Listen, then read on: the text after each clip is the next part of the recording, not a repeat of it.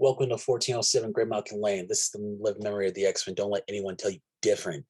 All right, so we're getting our first giant size X-Men in about 2 years. It's been a minute. The last few have not been great. Magneto was trash. Storm, Gina, Emma. I'm still salty about that. And Nightcrawler. Yeesh. But now we're in Thunderbird. Thunderbird, this has been on a lot of people's reading list for ever since it was announced. Ever since Thunderbird got brought back and at the end of Trial of Magneto, probably like one of the few good things that came out of that series. But we got Stephen Orlando, who is a great guy. He knows his history. That's something I really appreciate. Got AEW superstar Nyla Rose. And we got David Cutler doing the inks. Now, okay, I was watching Professor Bill's over at Comic Book University, shout out, and he got a couple of things. He had it, but he didn't have all the information. There are three, maybe four, essential reading materials before going into this. You got to read X-Men 95 from back in the 70s when Thunderbird died. You read X-Force -1 that came out back in May 25 years ago, but which were all mentioned. But he didn't mention X-Force 73 and 4. It doesn't have anything to do with Thunderbird's story, but it's more so what happened to the reservation that John and James grew up. You got to know what happened. I was confused at first. That's why I went back, read it, and so, go back, read those, then you can just kind of go into this like, okay, you feel better about it. So getting into it, we get John Proudstar. He's on Krakoa. He had like color. He knows what he's doing. Like I love this. It's clean. It's like it's really showing you Arizona. And from his info and from his dialogue, I just kind of get the point like John's an asshole. He's a total jerk. He has a low opinion of Xavier. He's like, he hates everybody. And going back into X-Men Red #1, where he says, "Oh, you a Summers," and he just decks dude in the face. I'm like, bro, he tried to get you to get off the plane. Everybody tried to get you. Cyclops, Xavier, Banshee, all tried to get him off the plane, but he didn't want to listen, because he thought he knew everything. But that's personal opinion. But this is my opinion.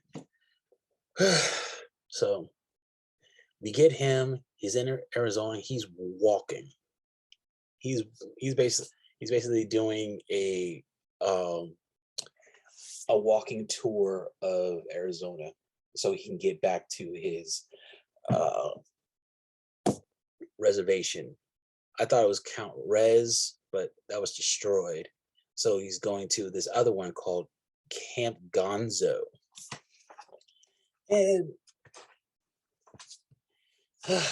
like he found out that there was like a relative of his that was still alive.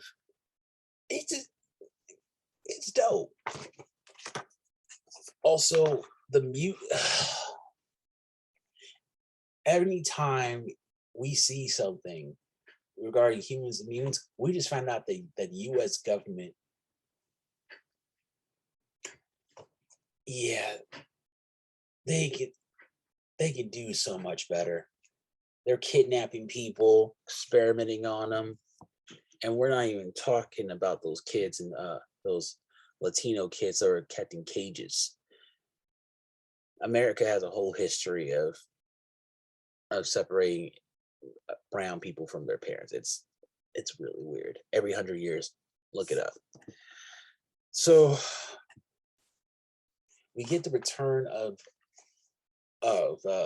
basically the one villain. His name is Edward Martin, which is cool. We saw him back in X-Force 73, but I thought he was dead because Siren messed him up, but he's not. And he's back. He's kidnapping native mutants, and we get the debut of Thunderbird's new costume. I wasn't a fan. I thought it was just like, okay, that's cool. Just I'm not Native American at all, so I didn't understand it until we got the info page where it kind of understood it a little bit more. I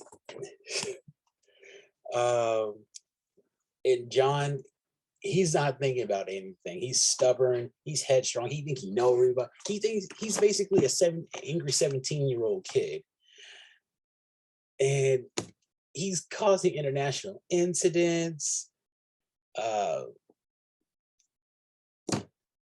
And then he meets up with his grandma. Okay, I'm all for it. I'm all for exploration of the character. That like I like getting inside a character's head. I like this perspective, getting somebody who's been gone so long, and how does where do they fit in this new age of mutants and Krakoa? And he said something very interesting to me.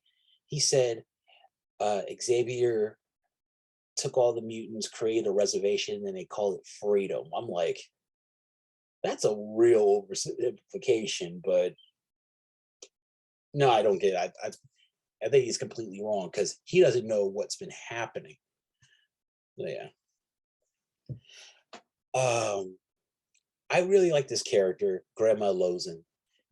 Like apparently she is Thunderbird and Warpath's grandma, but their grandfather, she got a divorce really early on before James even knew who she was. So that's why we never seen her acknowledged with James. Also, we don't really know how old James, and what's the age difference between John and Jimmy. You know, it's a little bit.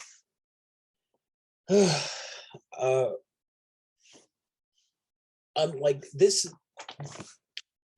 book is really good. I really liked it, but it made me it left a salty taste in my mouth because you can do this for John Proudstar showing a Native American perspective, but you couldn't do this with Sync because so much there.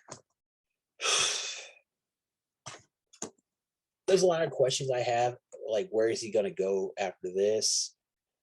And when they showed the Warpath at the end, I was like, okay, I like Warpath better than Thunderbird. I think Warpath is more powerful. He is more powerful. He's gone through more, and just he let go of that anger a long time ago. So I'm giving this book a 3.7 out of 5 stars. Natalie Rose, Steve Cutler, David. Steve Orlando, David Cutler. Why did I confuse their names? They did their thing. And you could see where Nyla's fingerprints are on the book. I like that. I want to see more of this. I want to see more collaborations like this. So that so 3.75 out of 5 stars. I love it.